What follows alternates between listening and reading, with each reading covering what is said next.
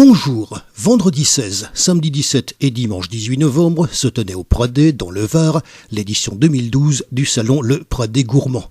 L'occasion pour nous encore d'être présents à cette manifestation, savoir quel est ce salon, ses spécificités et ses différentes composantes à travers le reportage complet auprès des organisateurs, un interview d'un chef cuisinier présent et d'un exposant. Alors nous sommes toujours au salon Le Pradet Gourmand. Bonjour. Bonjour, je suis Guy Géda. Voilà. Alors quel rôle justement vous avez dans ce salon ? Là je viens de finir une démonstration et nous sommes quelques cuisiniers pendant 3 jours à faire des démonstrations et dégustations en même temps parce que la démonstration c'est bien mais les personnes veulent goûter aussi. Vous êtes chef cuisinier, vous êtes originaire de quelle ville ? Je suis un provençal et je suis de Bormes-les-Mimosas. Naturellement que la cuisine est venue, je suis tombé dans la cuisine bonheur parce que je suis né dans une cuisine dont de parents cuisiniers restaurateurs et de grands-parents cuisiniers restaurateurs aussi bien à Nice qu'à Aix-en-Provence et Marseille. Comment vous avez vécu justement l'évolution de ces 10 ans de ce salon Le Pradet Gourmand ? Comme je disais tout à l'heure, tout de suite j'ai vu que ça allait démarrer très bien parce que déjà dès la première année il y a eu le succès et naturellement par la suite les organisateurs ont corrigé certains faux pas mais ça continue toujours d'être dans le bien et il y a une belle évolution. Voilà. Et M. Meyer, je crois, je ne le connais pas trop, mais il a eu une idée extraordinaire, c'est que nous sommes donc 10 de cuisiniers à avoir participé et en commençant donc par le premier donc parce que j'étais le parrain de la première manifestation, la deuxième ça a été Jovali, le troisième ça a été Jean Troin. Et bien ces 3 noms ont été remarqués pour la 10e année quoi.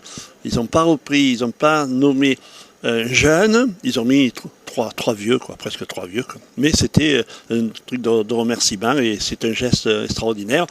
Et il y a eu un beau cadeau, un magnum de rouge du domaine d'Anniversaire qui est vraiment très, très, très excellent. Quoi. D'abord, vous êtes chef cuisinier. Quelle relation vous avez avec les autres exposants ?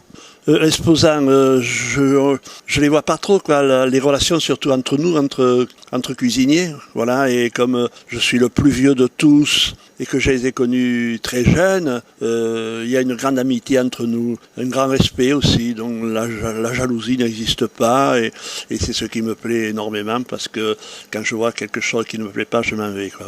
Les démonstrations de cuisine, ça se passe comment ? Ça se passe très bien parce que les gens qui regardent, c'est qu'ils aiment la cuisine, ça les intéresse et si c'est bon, si ça leur plaît, ils le font naturellement chez eux et en même temps, ça fait vendre des produits de notre région parce que je travaille à la châtaigne, mais ce sont des châtaignes de Colobrières, enfin des 5 communes du Var et ce sont des produits excellents. Donc vous êtes un des plus anciens à avoir participé justement à la création de cette manifestation. Voilà, l'ancien, le plus ancien, oui. Donc vous avez un regard depuis le début. Ah oui, depuis le début, mais aussi et surtout avec mes amis Jovali, Jean Troin, et puis toute l'équipe aussi. Quoi. Il n'y a pas que des hommes, il y a aussi des femmes. Il y a Christine de Carnoul qui est là presque depuis le début. Quoi. Vous participerez à l'édition de l'année prochaine ? Ah, mais certainement, oui, il n'y a pas de problème. Mais comme il faut que je me partage entre le salon du livre à Toulon et que ça tombe en même temps, donc je suis un peu ici, mais je suis... Nous c'est pareil, hein, on a exactement le même problème cette année. Voilà, c'est bien quand on a beaucoup de choses à faire. Merci infiniment. C'est moi qui vous remercie et bonne continuation. Voilà, comme vous pouvez le constater, on en sait un petit peu plus sur le Pradet Gourmand. Merci à toutes les personnes qui nous ont permis d'être présents. Je vous rappelle que nous recherchons en permanence des associations et des responsables locaux à interviewer. C'est cela la participation à la vie locale. Selon notre formule que vous connaissez maintenant, un podcast radio, ça ne se regarde pas, ça s'écoute et c'est ce qui change tout.